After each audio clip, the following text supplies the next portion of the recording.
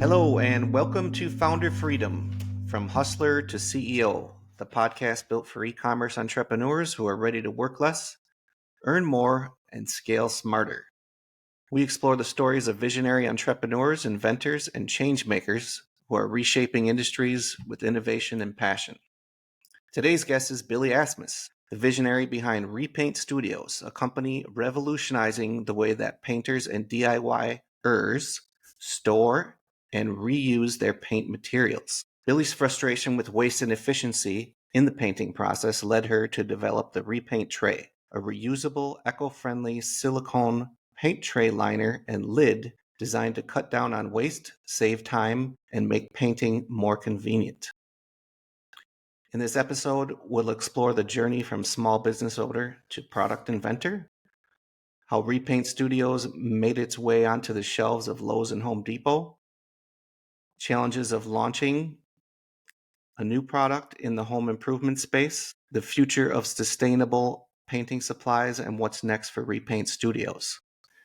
If you're an entrepreneur, a DIY enthusiast, or just someone who loves a good innovation story, you won't want to miss this conversation. Let's dive in and reimagine painting with Billie Asmus. Welcome, Billie.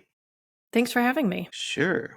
How are you doing today? Good. It's nice and sunny where I'm at, so I can't complain. That's right. Spring is around the corner. So why don't you tell us a little bit about Repaint Studios, and then we'll educate all of our listeners today. Perfect. So Repaint Studios started in my basement studio, hence the name Repaint Studios. And I used to flip furniture for a living. I used to have a small business doing that full time. And I got really annoyed going through plastic paint tray liners and plastic bags, being able to try and save my paint for extended periods, and nothing was working. So I searched for a reusable option, a reusable paint tray with a lid, and nothing showed up. So that is how I had the idea for the Repaint Tray, which, like you said, it's a reusable silicone paint tray liner and lid, and it eliminates the need for those plastic bags, those plastic paint tray liners ever again. It makes life so much easier when you're doing a DIY or painting project. For sure. I could relate. I'm a plastic bag fanatic. So what specifically inspired you to create your company? Was it just your frustration there, or did you see a hole in the market? A little bit of both. I was definitely frustrated with what my options were on the market, because the only other option really was the plastic paint tray liner with a plastic bag or saran wrap. And, people would try and come up with different hacks, but it just wasn't working for me when I needed to set aside my painting for extended periods. I also had a daughter at the time at home, and so it made it really hard to be able to set aside my paint and not have it dry out when I needed to take care of her. She woke up from naps or whatever that looked like. And so I also saw that gap in the market when I realized there were no eco-friendly alternatives other than the standard plastic liners. So that's why I wanted to create something that could not only be reusable and also save your paint, so you're going through less paint waste, but also being able to have a product that you could recycle if you happen to damage it. So we do have a recycling program. So if somebody damages the silicone liner or lid, they can contact us. We'll take it back to be properly recycled. That's pretty sweet. So you basically created this product line out of the frustration of yourself, but you tried to find solutions in the marketplace, but could find nothing. Right. Because there is nothing.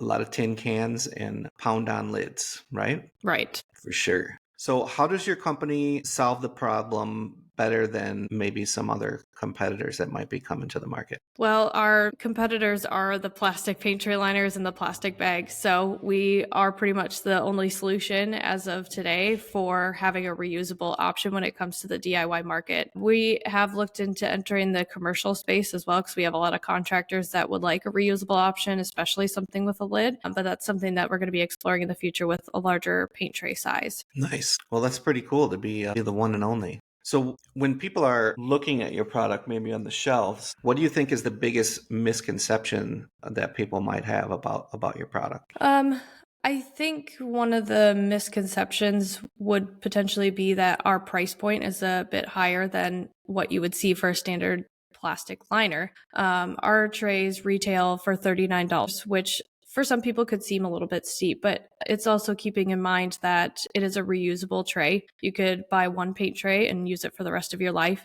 especially for somebody that's painting weekly, like what I was doing. It pays for itself rather quickly. So I would say that would be probably the one misconception that we've had with it, but other than that, it works just like any other standard paint tray. Yeah, that's pretty neat. I mean, I get it. Like today, those plastic liners are creeping up to $1. Yeah, So sometimes I more. mean, that's a pretty good cost savings, I would say, for anybody that's doing a lot of painting for sure. So have you received any really cool feedback that you want to share with the audience today from your customers? Yeah, I mean, we get a lot of positive feedback. I think when I launched the company and the product, I was really nervous to be able to do so because the only real feedback I was able to get was my own. I was really the only one that was able to use the product and the samples before releasing it to the market. I definitely put it out there to show people how it worked, but nobody was able to actually use it until now.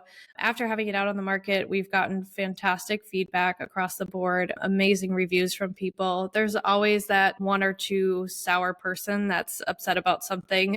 But other than that, we've had incredible reviews, not only just from our customers, but even from a retail space as well. Oh, nice. That's super helpful. So do you see any trends shaping up for Repaint Studios looking forward a little bit? Yeah, I mean, we definitely have hopes to be able to release additional products in the near future. Like I said, in the commercial space, we definitely want to meet their needs when it comes to an 18-inch size roller or something for a bucket size. We also are working on actually releasing a recycled paint line as well. Not a lot of people know that you can recycle paint, and there's very few recycling facilities in the United States. So we're partnering with a paint recycling company, and so we'll be able to release our own line of paint and everything that is involved with that process, down to the can, the label, the handle, and the paint itself, is all recycled and reused. Oh, that's pretty interesting. I had no clue that there was such a thing as paint recycling. Yeah, it's not very common, and you don't hear about it very often. Right. I mean, there's probably not a lot of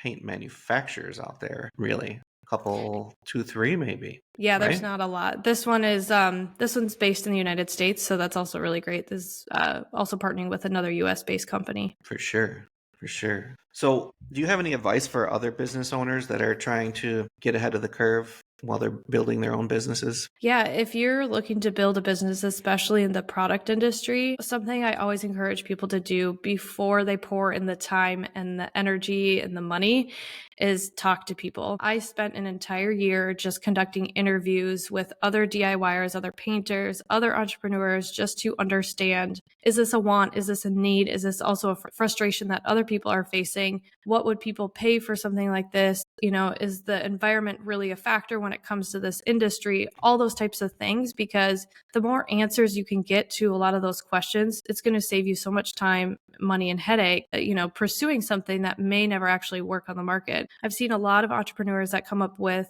really cool ideas, but nobody is interested in the product. So once it hits the shelf, it doesn't sell. Nobody buys it because they're like, you're not really fixing a problem that I have. It's not really that much of a solution. It's a little bit cool, but I don't really need it. And then I see a lot of those businesses just tank really quickly, and it's kind of sad seeing that happen. So my advice is definitely conduct those interviews, talk to other people in the industry that you're looking at pursuing to get quality feedback so you can decide whether or not this is worth pursuing. Right. Some good market research. So in your research, I mean, you describe a pretty common challenge of product inventors. How did you decide that it was worth a launch, at least a test launch? I think from the interviews that I conducted was talking to so many people and really realizing that there was a want, there was a need. People were frustrated with what was on the market and that there was no solution. So I ended up purchasing the smallest amount of repaint trays that I could when it came to manufacturing, because I had no idea how this was going to sell. So I ordered 5,000 units. We launched on February 1st of 2024, and we sold out in 4 months. Wow. So it went a lot faster than I anticipated, and we got really good quality feedback. And from there, it just kind of ramped up, and we were able to get on retail shelves. So I think that really helped validate, especially that I was moving in the right direction and that people really wanted a product like this. Wow. I didn't know you were that new. 2024. That's awesome. Congratulations. Thank you. That's fantastic. What a great story.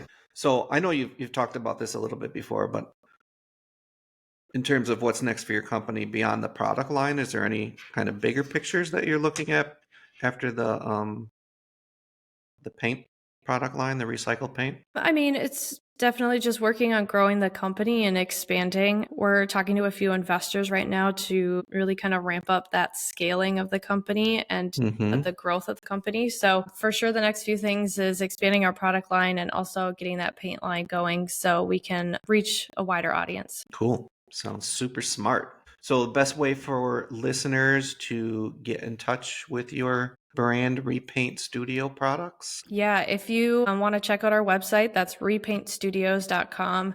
Otherwise, we're very active on TikTok and on Instagram. TikTok, it's the Repaint Lady, and on Instagram, it's a Repaint Tray. So you can check us out there to see our reels and interact.